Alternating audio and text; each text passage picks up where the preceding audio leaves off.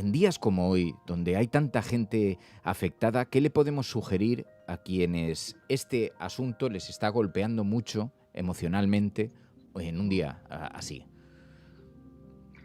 Claro, Fer, al final yo creo que esta es una situación, ¿no? Bueno, podemos catalogar como traumática, una tragedia, ¿no? Colectiva. Entonces, creo que cuando ocurre algo así, cuando ocurre algo traumático, algo que realmente es una catástrofe, ¿no? Es una desgracia, lo rodea un montón de injusticia. Creo que a veces es pronto, ¿no? Para aceptar y muchas veces es como que también queremos estar ya bien, queremos ya pasar ese dolor, quitarnos ese dolor de encima y al final, pues bueno, por suerte o por desgracia, el sentir el dolor forma parte de un duelo y de una sanación real, ¿no? Y profunda. Entonces, creo que muchas veces lo único que tenemos que hacer es permitirnos sentir en esos momentos sin juicio, van a aparecer un montón de emociones, va a ser una vorágine emocional, ¿no? Y es normal que aparezcan miedo, rabia, confusión, vamos a estar muy afectados. Mm. Entonces creo que ahí lo único de lo que nos tenemos que preocupar es de cuidarnos mucho, cuidarnos frente a lo que tú acabas de decir, ¿no? Frente a esa exposición tan constante y recurrente de imágenes, de noticias, y intentar aislarnos un poquito de todo eso, al menos al principio, y validar todas nuestras emociones porque van a tener que estar acompañándonos. Es muy interesante esto que cuentas. Siempre ante tragedias de esta magnitud, Psicólogos Sin Fronteras siempre sugiere, además hay un decálogo de esto, intentar exponerse lo menos posible. Tampoco, si eres una persona con una sensibilidad especial, no tiene ningún sentido estar constantemente atendiendo a las últimas horas, a las informaciones reiteradas, a los medios de comunicación, a los informativos, a los boletines de radio en todo momento, porque todo esto, si te golpea especialmente, además, a lo largo ya se irá conociendo con más detalle la información y habrá tiempo para hacer reflexiones. Pero claro, hoy vamos a hablar de la aceptación. Esto tiene mucho que ver, pero desde el punto de vista psicológico, Ángela, ¿qué es exactamente la aceptación? Me gusta mucho, Fer, hablar de este tema y, bueno, hablar de este tema hoy porque creo que también el ser humano es una especie de herramienta que no termina de manejar muy bien, no terminamos de manejarnos muy bien en los terrenos de la aceptación. Creo que siempre vamos a preferir luchar, esforzarnos, ¿no? Nos cuesta mucho soltar algo. Voy a empezar diciendo también que aceptar no es, ¿no? Voy a empezar diciendo lo que no es resignarnos y no es conformismo. ¿Por qué empiezo diciendo lo que no es? Porque creo que solemos asociarlo de manera automática, ¿no? Como que aceptar es decir, ah, bueno, pues esto es lo que me toca y ya está, esto es lo que tengo que aguantar, y de una manera pasiva. Sin embargo, la aceptación es una decisión y un proceso psicológico, es un mecanismo de afrontamiento que parte precisamente de algo activo, algo voluntario. Yo elijo dónde depositar mi energía, elijo reconstruir a partir de ahora, elijo el tener que integrar lo que ha sucedido en mi vida con todo el dolor que eso conlleva. Con lo cual es una decisión consciente y al fin y al cabo aceptar duele. Entonces yo creo que por eso muchas veces preferimos controlar, ¿no? Luchar, evitar y otro tipo de mecanismos. ¿Por qué nos cuesta tanto aceptar las cosas que nos pasan? Yo creo que precisamente nos cuesta por eso, porque el ser humano, ¿no? Tiene ese afán por controlar absolutamente todo, que salga todo según nuestras expectativas, que la vida sea algo predecible y justo. Y bueno, nada más lejos de la realidad, ¿no? Luego nos ocurren situaciones que nos recuerdan que no, que la vida tiene un factor de impredictibilidad enorme y que van a suceder cosas para las cuales no estamos preparados. Entonces yo creo que normalmente buscamos certezas, buscamos control, sensación de control frente al dolor y aceptar al fin y al cabo es integrar, ¿no? Reconocer la realidad, pero dejar de luchar en cierto modo contra algo que está siendo inevitable para mí. Entonces, claro, también nos genera esa sensación de descontrol, ¿no? De desamparo, de repente dejo de hacer nada al respecto y por eso yo creo que lo solemos asociar a la resignación, pero vamos, no tiene nada que ver con la resignación es algo más derrotista, la aceptación es algo activo. Aceptar significa que ¿Tengo que estar de acuerdo con lo que pasó? No, por supuesto que no. O sea, al final, bueno, yo creo que todos hemos tenido, ¿no? En algún momento de nuestra vida que aceptar algo con lo que no estábamos de acuerdo, no tener que integrarlo, porque ya de por sí es un proceso difícil. Es muy raro que suceda algo doloroso para mí y que yo lo acepte automáticamente, lo integre en mi vida y no tenga ningún problema con ello porque creo que es justo y necesario, ¿no? Al final yo creo que nos suele costar mucho también esa parte. Entonces, creo que no tiene nada que ver. Yo puedo aceptar algo y no estar de acuerdo. Puedo aceptar una ruptura, ¿no? Amorosa, una pérdida de cualquier tipo y que me siga pareciendo injusto y que me siga pareciendo que, pues que no me lo merezco, ¿no? Y no estar de acuerdo con ello. Pero bueno, aceptar va en otra dirección, no tiene que ver con estar de acuerdo o no, sino con elegirme a mí y a partir de ahí reconstruir mi vida porque eso me lo merezco. Mm. Y claro, en los procesos de duelo se dan muchas recomendaciones, pero una de ellas es la aceptación. ¿Juega un papel importante? ¿Qué papel juega? Claro, yo creo que es un papel fundamental, bueno, al final cuando uno habla de las fases del duelo, estas típicas fases, ¿no? Que al fin y al cabo todos también conocemos por los medios, por la divulgación de psicología, pero sí que es cierto que es la última, ¿no? La que siempre se denomina como la última fase. No se sigue un orden, no se sigue una línea siempre con esto, pero bueno, sí que es cierto que llegar a la aceptación indica que hemos integrado lo que nos ha generado ese dolor o esa pérdida, esa ruptura, y que podemos a partir de ahí construir nuestra vida desde otro punto a nivel emocional. Es un mecanismo de afrontamiento, implica no solo regular mis emociones, sino también regular mis expectativas, lo que siento, ¿no? Con respecto a lo que me está ocurriendo, ese contraste, aceptar un poco lo que hablábamos antes, ese factor de impredictibilidad de la vida, en donde es un mecanismo de afrontamiento que nos va a ayudar en muchas ocasiones. Sí que es cierto que también merece tener un tiempo, merece que llegue después de un tiempo. Lo primero normalmente cuando algo malo nos sucede es resistirnos a ello, es negarlo, pero esto también tiene un factor adaptativo. Si directamente aceptáramos, ¿no? o integrásemos de una manera tan rápida todo lo que nos sucede sin antes negarlo, sin antes cuestionarlo, sin antes darnos un poco esa barrera, ¿no? Ese espacio para poder procesarlo, eh, sería muchísimo más doloroso y traumático con el paso del tiempo. Mm.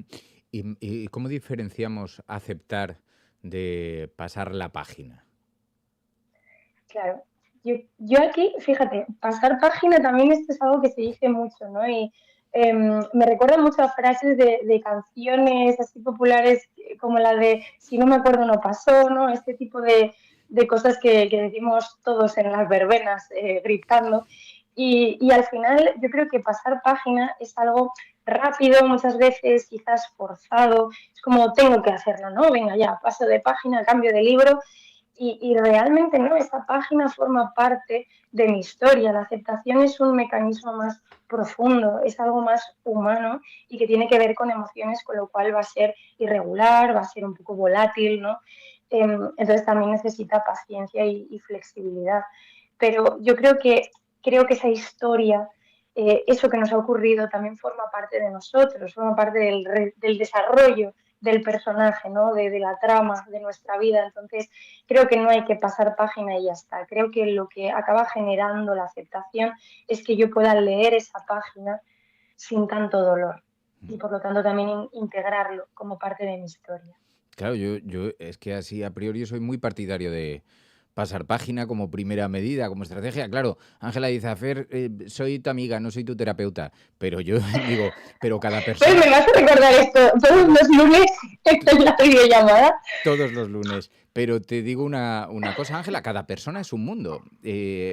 Claro. O es una cosa que se repite una vez tras otra en los seres humanos.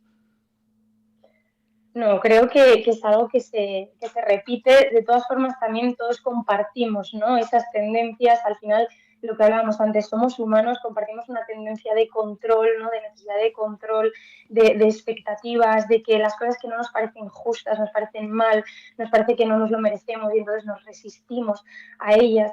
Entonces, yo una frase que suelo decir mucho y que me encanta es que la vida genera dolor, pero no siempre tiene que generar sufrimiento, ¿no? Hay cosas que lógicamente nos van a generar dolor de manera objetiva, porque, o sea, no hay otro camino, ¿no? Hay que vivirlo desde el dolor.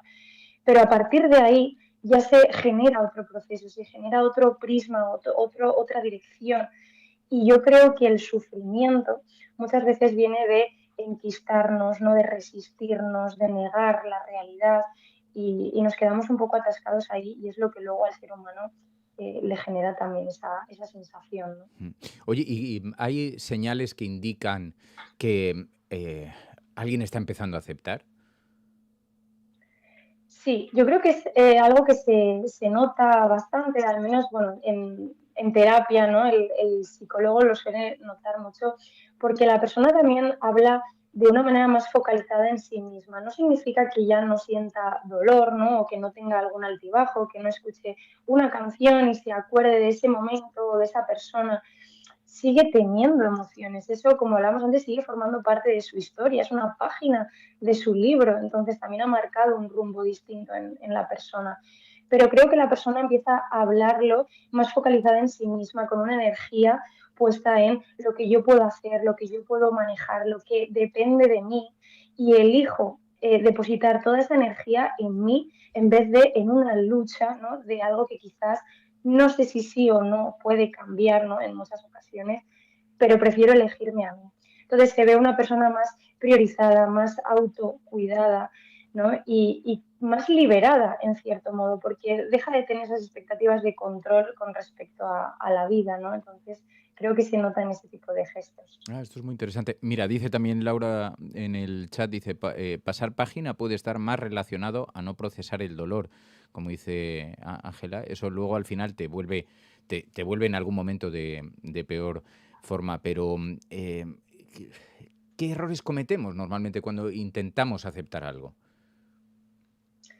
Mira, me ha gustado mucho esa reflexión, ese apunte. Me recuerda mucho con la metáfora que estamos utilizando en el libro, cuando estoy leyendo un libro y en una página o en un determinado capítulo no estoy prestando mucha atención, realmente no lo estoy leyendo de verdad, y luego sigo pasando la historia y no sé qué está pasando, ¿no? No me entero, de repente aquí ha pasado algo que me he perdido y me genera confusión y tengo que volver atrás, o sea, tenemos que leer bien todas nuestras páginas, ¿no? Normalmente, fíjate, con esto que me comentas, los errores que a veces cometemos precisamente están ahí, en intentar pasar página ya, rápido, ¿no? Intentar estar ya bien porque, jolín, llevo 5 meses ya, llevo 6, llevo un año. Claro, al final también depende lo que tú decías de cada persona, de cada proceso, de cada vínculo. Entonces, tenemos que tener mucha paciencia y mucha flexibilidad porque eso va a formar parte también de sanar.